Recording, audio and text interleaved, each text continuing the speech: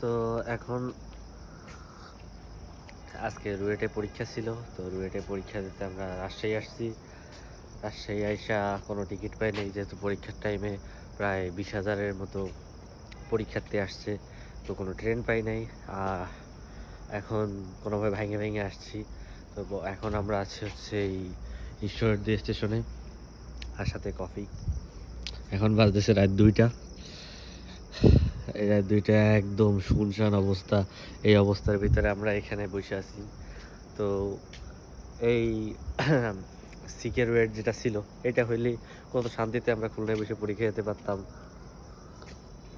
কোনো হ্যাসেলই ছিল না। এদের 2 টাকা ইনকামের জন্য, ব্যবসার জন্য আমাদেরকে এই অবস্থা করতে হলো। এই অবস্থার ভিতরে আমরা এখন আছি।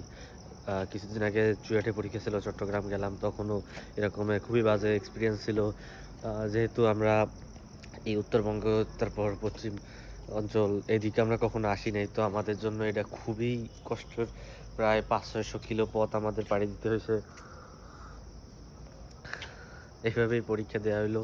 এখন জানি না, কপাল ভালো থাকলে চান্স পাবো, আর যদি না পাই তো গেল এতগুলো টাকা দিয়া জার্নি করা, তারপর ফর্ম ফিল আপ করা,